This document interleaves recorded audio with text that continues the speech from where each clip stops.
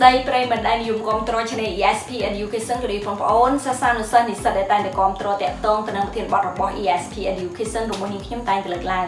នៅថ្ងៃនេះដែរជាមួយនឹង ESP Education នឹងធ្វើការបង្ហាញបងប្អូនក៏ដូចជាប្រិយមិត្តតាក់ទងទៅនឹងមេរៀនគ្រប់គ្រងទីផ្សារដែលភាសាអង់គ្លេសគេហៅថា marketing management ណាអូខេអញ្ចឹងមុននឹងឈានចូលទៅដល់ការបកស្រាយខ្លឹមសារជាដំបូងសូមបងប្អូន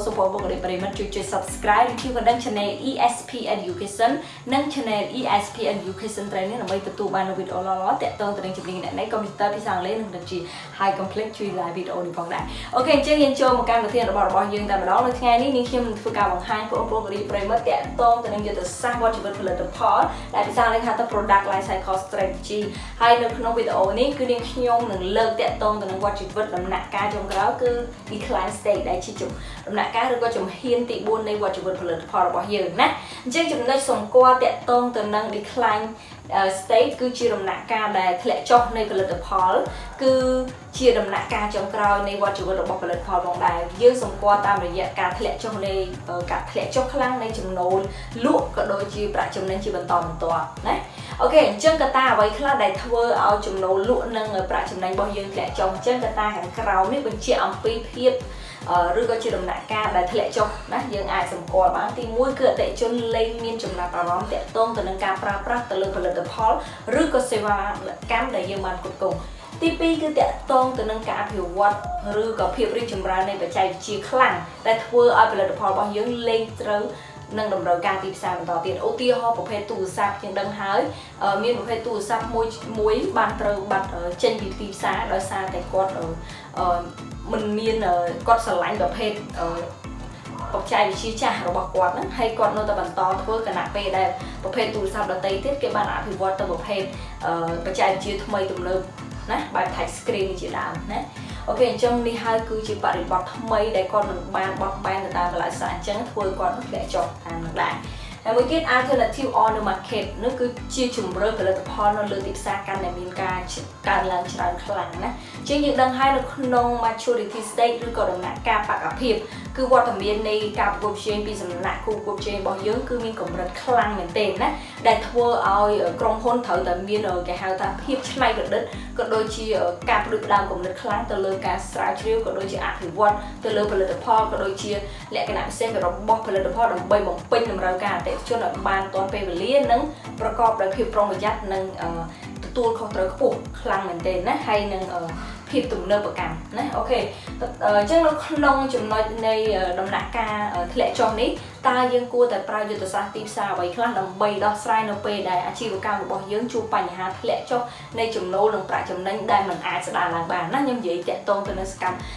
លក្ខខណ្ឌដែលយើងមិនអាចស្ដារបានព្រោះអីចូលដល់ declining stage ហើយគឺមិនមែនជា maturity stage ទេចំពោះ maturity stage គឺយើងនៅតែបន្តបើសិនតែវាធ្លាក់យើងចាប់ផ្ដើមធ្វើសកម្មភាពឲ្យវាយ៉ាងណា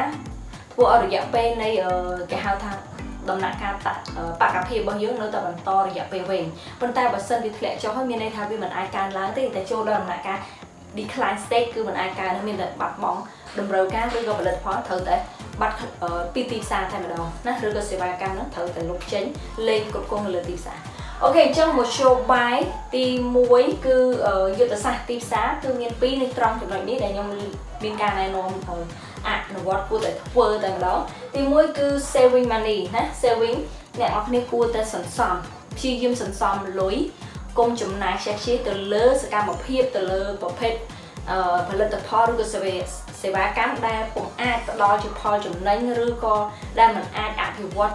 បំពេញតម្រូវការអតិថិជនអញ្ចឹងមានន័យថាប៉ះសិនបើគេហៅទុកមិនចំណេញដកចេញមិនខាតណានិយាយយើងភាសាសាមញ្ញ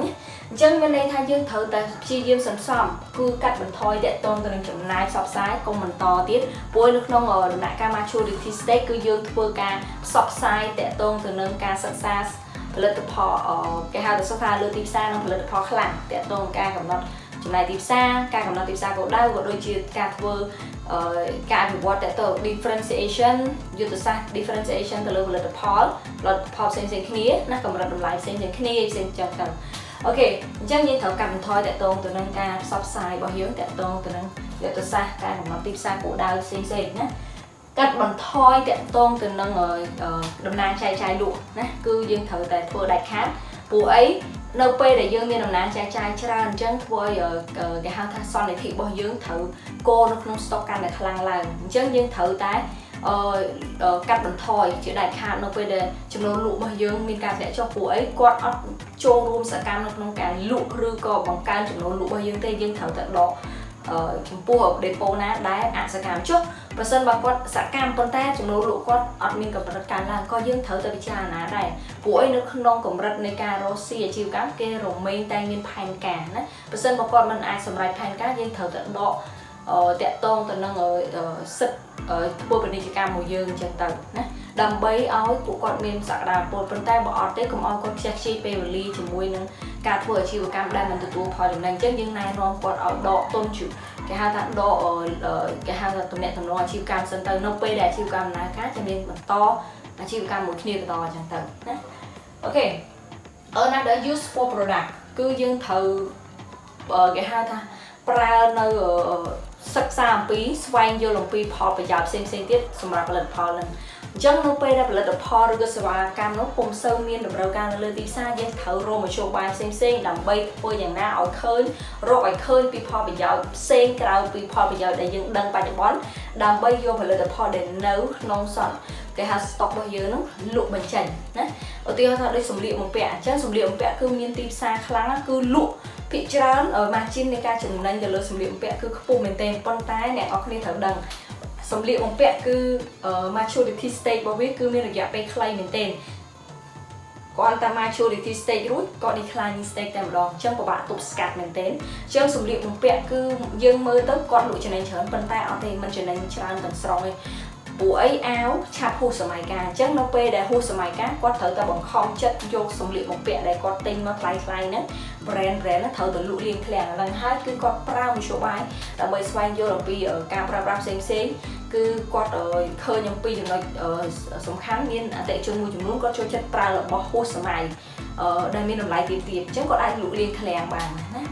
អូខេ product maintenance until competitor withdraw ចំណុចកន្លែងនេះគឺតាក់ទងទៅនឹងនៅពេលដែលយើងដឹងហើយថាស្ថានភាពប្រកួតប្រជែងខ្លាំងនៅពេលដែលមានការប្រកួតប្រជែងខ្លាំងពីសំណាក់គូប្រកួតប្រជែងក្នុងដំណាក់កាលទី3ឆ្លងមកចូលដំណាក់កាលទី4មានន័យថាពេលដែលក្នុងដំណាក់កាលបកភាពគឺមានការប្រកួតប្រជែងខ្លាំងជាពិសេសគឺក្រុមហ៊ុនយើងកំពុងតែមានចំណូលឡើងនៅកម្រិតកំពូលប៉ុន្តែនៅពេលដែលប្រកួតប្រជែងគ្នាខ្លាំងទៅវាធ្វើឲ្យមានការធ្លាក់ចុះហើយណាមួយដោយសារកត្តាទាំង3នេះគឺ preference គឺចំណង់ចំណូលចិត្តបច្ចេកការអភិវឌ្ឍបច្ចេកវិទ្យាក៏ដូចជាជំរឿនច្រើនពេកនៅលើទីផ្សារហ្នឹងធ្វើឲ្យគេហៅថាគ្រប់ដៃគូប្រកួតប្រជែងក៏ដូចជាអាជីវកម្មរបស់យើងសុទ្ធតែមានប្រឈមនឹងភាពធ្លាក់ចុះនៃចំណូលនិងប្រាក់ចំណេញអញ្ចឹងយើងជាម្ចាស់ក្រុមហ៊ុនដើមដែលមានកេរ្តិ៍ឈ្មោះឬក៏ដែលគិតថាខ្លួនឯងហ្នឹងមានសមត្ថភាពអាជីវកម្មយើងស្ដារមកដល់សប្តាហ៍បើទោះបីយើងធ្លាក់ចុះយើងត្រូវរងចាំព្រោះយើងកាត់បន្ថយចំណាយយើងត្រូវរងចាំមើលថាតើគូប្រកួតប្រជែងយើងគាត់ប្រើយុទ្ធសាស្ត្រអីគេអញ្ចឹងមើលគាត់ទៅបើស្គាត់ធ្វើឲ្យជោគជ័យអូខេចាំយើងប្រើយុទ្ធសាស្ត្រដើម្បីធ្វើឲ្យស្ដារឡើងសកម្មភាពយើងប៉ុន្តែបើគាត់ធ្វើឲ្យអត់ជោគជ័យអញ្ចឹងយើងរងចាំទៅតែពេលគាត់អស់មកខ្យល់គាត់ទៅគាត់លេងធ្វើអីអញ្ចឹងគាត់ទេដែលអ្នកខាតបង់តែយើងចាំតែមើលគាត់ទៅគេហៅថាសន្សំកម្លាំងកន្លែងហ្នឹងហើយសន្សំបាននៅប្រាក់ចំណាយទៀតហើយ harvest before discount new អញ្ចឹងយើងមើលស្ថានភាពរបស់ដៃគូប្រកួតប្រជែងយើងហើយបើសិនបើសកម្មភាពពួកគាត់បានធ្វើ promotion ផ្សេងៗហើយនៅតែចំណូលតាក់ទងទៅនឹងកម្រិតនៃការលក់ផលិតផលរបស់គាត់ហ្នឹងក៏មិនឃើញជាអីប្លែកជាមួយយើងដែរអញ្ចឹងយើងគួរតែចាត់វិធានការប្រមូលផលមានន័យថាចាប់ផ្ដើមប្រមូលទំនិញសន្តិអីទៅលក់បញ្ចេញទាំងអស់តែម្ដងទៅដើម្បីទាញផលប្រយោជន៍ចុងក្រោយកុំអោយ៉ាងហោចណាស់បើអាចជាសំណាងគឺយើងអាច cover ទៅលើថ្លៃដើមដែលយើងចំណាយទៅលើការផលិតក៏ដូចជាការទិញឬការគ្រប់គ្រងសេវាប៉ុន្តែបើសិនបើជាអកុសលវាអាចខាតតែក៏វាខាតតិចតួចដែរយើងដោយសារយើងព្យាយាមសំចំណាយតាក់ទងការផ្សព្វផ្សាយចំណាយទៅលើ